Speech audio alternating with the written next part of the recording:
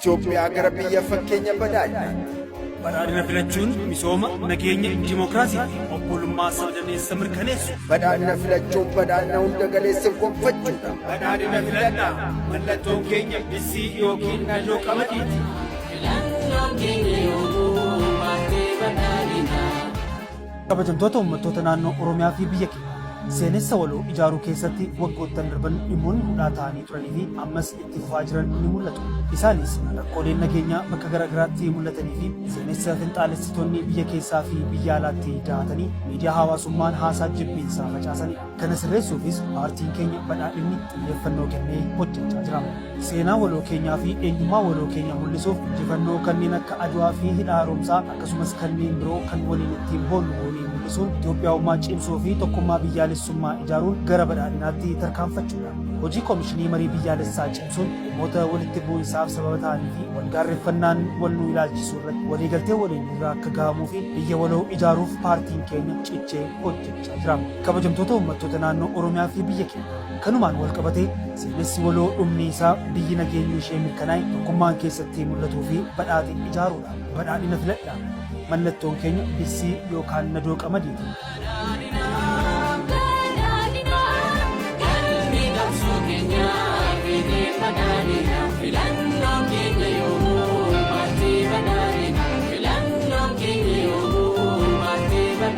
Paartiin badhaadhinaa nageenya waarawaa dhalootaaf darbuu uumuun kan danda'amu haaloo fi gadoo maraamartoo walitti bu'iinsaatiif sababa ta'an cabsuun yoo danda'amedha jedhee amana.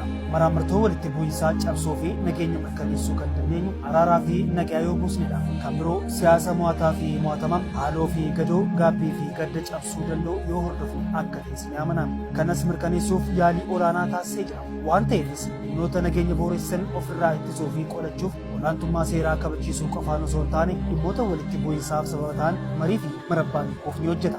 Mootummaan paartii keenyaan hundaa'e yeroo ammaa kana yaaliiwwan iddoo adda addaatti aangoo humnaan qabachuuf taasifamu to'achuuf humnaa fi qophaa'ummaa gahaa qaba. Haa ta'u malee walitti bu'iinsa har'aa injifachuun nageenya dhalootaa fi egeree booressuun sirrii akka hin taane badhaadhinni ni amanama.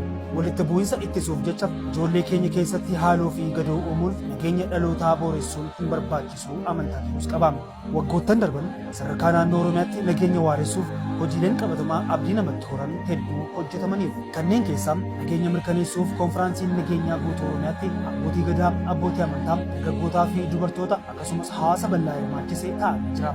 Ijaarsa raayyaa nageenyaa hundeessuun sirna taasisuun gara uummataatti gadi buusuun hawaasa akka tajaajilan taasifamaa jira. Duudhaalee aadaa araaraa fi nageenyaa hawaasa Oromoo bira jiru fayyadamuun keessattuu duudhaa sirna gadaa keessatti araara buusuuf gargaaran fayyadamuun nageenyaa fi tasgabbii naannichatti mirkaneessuuf hojjetamedha. Paartiin keenya paartiin badhaadhinaa riifoormii akka biyyaatti qaama nageenyaa teekinooloojii fi humna namaan akka cimu taasisuun jalqabe hordofuun humna nagaa naannichaa cimsuun lammiileef eegumsa gahaa kennuu dandeessu uumuu danda'amee jira. Mootummaan paartii badhaadhinaatiin hoogganamu Oromiyaan dirree jeequmsaa osoo hin taane kan misoomni keessatti dagaagu naannolee biroofis fakkeenya taatu ijaaraa jira. Kanaanis nageenyi waaraa mirkanaa'ee hawaasni nagaan ba'ee akka galu jiruuf jireenya isaa akka fooyyeffatu hojiilee misoomaa irrattis hirmaatee guddina biyyaa keessatti gahee isaa akka bahatu waggoottan darban hojii bal'aa hojjeteera. Kanas cimsee itti fufa.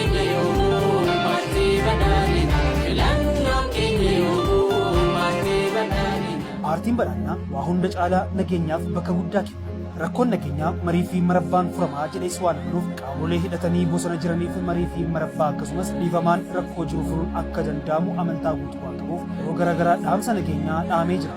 Kanaanis bu'aa guddaan argameera. Qaamoleen hidhatanii bosona jiranis hedduun isaanii furmaata nagaa buusuuf paartiin badhaadhinaa kaa'ee hordofuun gara qe'ee isaaniitti deebi'uun hawaasatti makamanii jireenya isaanii gaggeessaa jiru.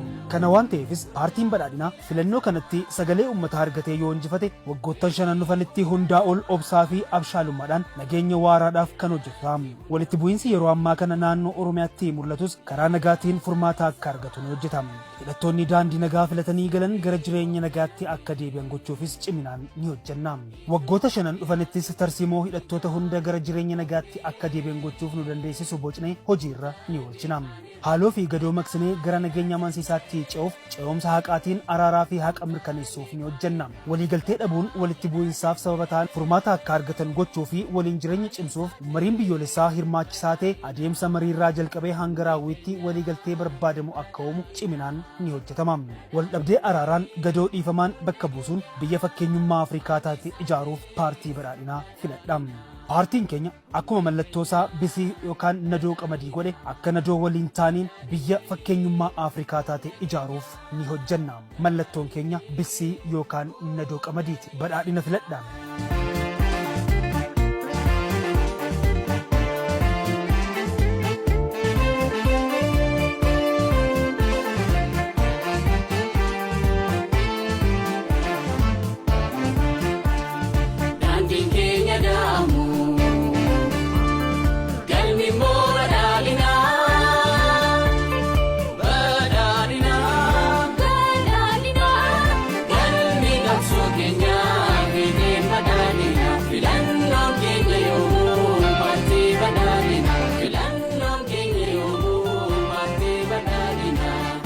Itoophiyaa gara biyya fakkeenya badhaadhinaati.